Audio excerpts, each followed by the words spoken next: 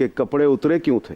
हाय, वो बताना जरूरी है। बताइए। वो हुआ ये था कि अगस्त 1990 में मैंने एक खबर दी थी कि मोहतरमा बेनजीर भुट्टो की हुकूमत को बरतरफ करने का फैसला हो गया। हाँ, तो मैंने जब खबर फाइल की तो थोड़ी देर के बाद ही नीचे से रिसेप्शन से कॉल आई कि कुछ लोग आपको मिलने आए हैं। हाय, तो मैं नीचे गया जब, तो जनाब उन्होंने मेरे पे कंबल डाला, उठाया। अच्छा, ठंड है, किसी विंटर में आए थे वो आपके पास? नहीं, अगस्त में। अच्छा, अगस्त से जी कंबल डाल के लिए, वाह बड़ी गल है।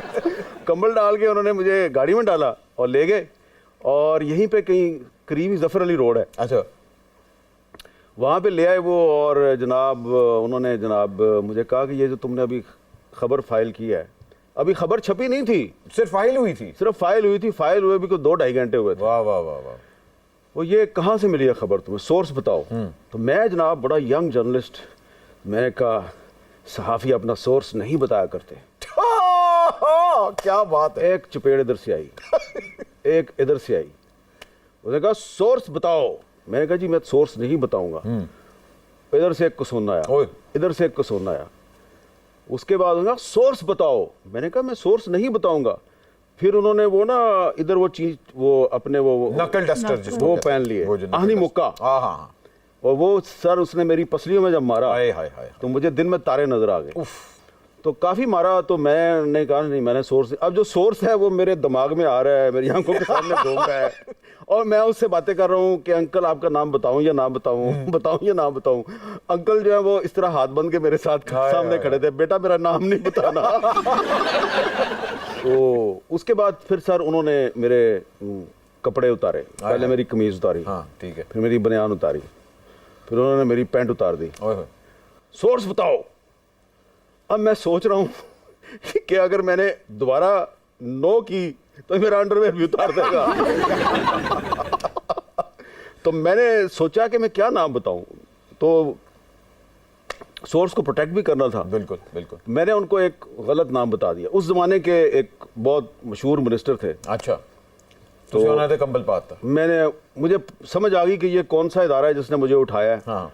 और वो मिनिस्टर साहब जिनका मैंने नाम लिया, उनका काफी करीबी ताल्लुक था उस इदारे के साथ। बिल्कुल। तो मैंने उनका नाम ले दिया। जैसे ही मैंने उनका नाम लिया तो वो बंदा बाहर गया, वापस आया, आगे कहता पहले दसना सी ना।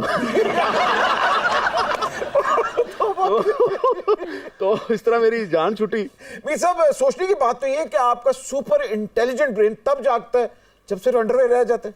जिंदगी में ऐसे कई मराहल आते हैं आपकी ज़िंदगी में, जब बदन पे सिर्फ अंडरवेयर रह जाता है तो फिर आपकी जहानत जो है वो बहुत काम करती है आपकी ज़िंदगी बचाने के लिए, और अंडरवेयर बचाने के लिए अल्लाह ताला आपकी मदद करता है। वाह वाह, ये बहुत ही मैं कहता हूं कि इम्प्रेसिव बात है कि वाकई 35 ईयर प्लस करियर के अंदर हामिद मीर साहब ने हमेशा stood his ground no matter what. और ना ही आपका कभी कोई स्कैंडल बना है, ना ही आप पे, खैर कंट्रोवर्सी तो छाड़ ही दो ना, मगर वाकई आपका कभी कोई स्कैंडल ही नहीं बना। नहीं, इल्ज़ामात तो बहुत लगते हैं मेरे पे और अभी भी लगाए जाते हैं, लेकिन कभी किसी के पास कोई सबूत नहीं आया। और उससे मुझे ज़्यादा फ़ायदा होता है कि मेरे पे पहले इल्ज़ाम लगाया जाता था कि मैं CIA का एजेंट हूँ। अच्छा। फिर इल्ज़ाम लगाया मैं रॉ का एजेंट हूँ, फिर मैं KGB का एजेंट बन गया, कभी मैं तालिबान और अलकायदा का एजेंट बन जाता हूँ, कभी मैं ISI का एजेंट बन जाता हूँ। कभी ट्रैवल एजेंट नहीं बने? ये सारे इल्ज़ामात जो है ट्रैवल करते रहते हैं। खुदा अगर मीर साहब ट्रैवल एजेंट बन जाते तो हम इनसे मोंटी कार्लो की टिकट बनवाते। आलम पनाह, मोंटी कार्लो जाने की जुर्रत ना कीजिएगा, वहाँ पे आपके सारे कपड़े उतर सकते हैं। इतने बड़े जर्नलिस्ट की लाइफ कितनी डिफिकल्ट होती है। इनकी लाइफ पे तो एक फिल्म बननी चाहिए। एक इंडिया के बहुत बड़े फिल्म मेकर हैं, बड़े मशहूर हैं, वो एक दफ़ा पाकिस्तान आए। अच्छा। तो वो मुझे मिले तो आते साथ ही उन्होंने ऐसे ऐसे करना शुरू कर दिया, ऐसे ऐसे। ये मैं इशबट साहब होंगे। आगे छठो ना, आगे चलो। तो थोड़ी देर बाद मैंने उनसे पूछा कि ये आप क्या कर रहे हैं, आप पे फिल्म बननी चाहिए। आए तो मैंने कहा अच्छा। तो फिर थोड़ी देर बाद कहते हैं आप पे फिल्म बननी चाहिए। मैंने कहा जी फिल्म अगर मुझ पे बनेगी तो इंडिया में चलेगी ना। कहते हैं हाँ। तो मैंने कहा मुझे पहले लोग कहते हैं तुम इंडियन एजेंट हो, और ठप्पा लग जाएगा, रहने दो जनाब, मुझे नहीं फिल्म बनवानी है अपने आप पे। सुपर ओवर को आगे बढ़ाते हैं और एक सुपर आवाज को दावत देते हैं। ख्वातीन और हज़रात, she has a melodic voice, please welcome फरीसे Farooq.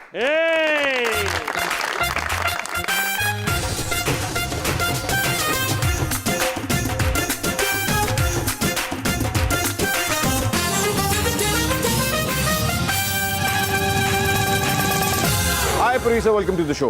Thank you so much for having me. मुझे एक बात तो बताइए, जी सब गूगली आज खेलेंगी या दूसरा या टिप टिप, क्या करने वाली हैं आज आप सुपर ओवर में? कुछ भी खिला ले, मैं खेल लूंगी। आओ गुल्ली डंडा खेलते। आपकी सुरीली आवाज है, आपकी बहन की भी बड़ी सुरीली आवाज है, दोनों में से ज्यादा कॉन्सर्ट्स किसको मिलते हैं? Well, I'm a different artist than Damia. ठीक है ना, आप I don't compare myself to her because I'm a song producer basically. अच्छा, you are. मैं अपने गाने खुद बनाती हूँ। तो I can't say that I'm more of a singer. I'm more of a composer, lyricist, song producer, and then a singer. Okay. It's more like that. ठीक है, so you're overall a package. हाँ, a package, yes. दामिया सिर्फ singer है भाई। मीर साहब, एक वक्त था जब आपके शो में इमरान खान साहब इस तरह बैठा करते थे जिस तरह नजम सेठी साहब के सामने मेरा मतलब है मुनीफ फारूक साहब। फिर क्यों है? मुनीफ फारूक साहब बहुत अच्छे जर्नलिस्ट हैं और मेरा ख्याल है उनको आप इमरान खान साहब से ना मिलाएं। इमरान खान साहब एक बहुत बड़े सियासतदान हैं, मुनीफ फारूक साहब एक बहुत अच्छे जर्नलिस्ट हैं।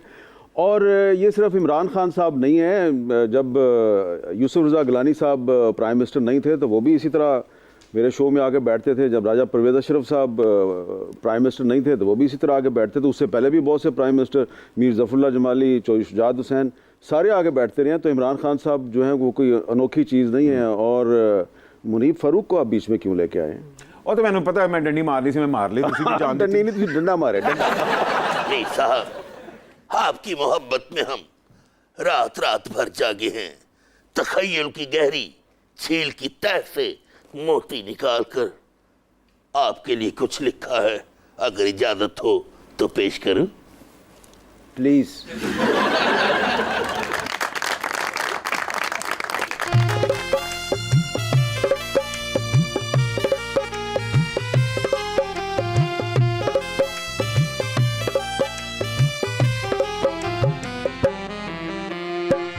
मैं नजारा जद जम्मू कश्मीर दा, गरम नजारा जद जम्मू कश्मीर दा, पैंदा है भुलेखा मैनू हामिद मीर दा, गरम नजारा जद जम्मू कश्मीर दा।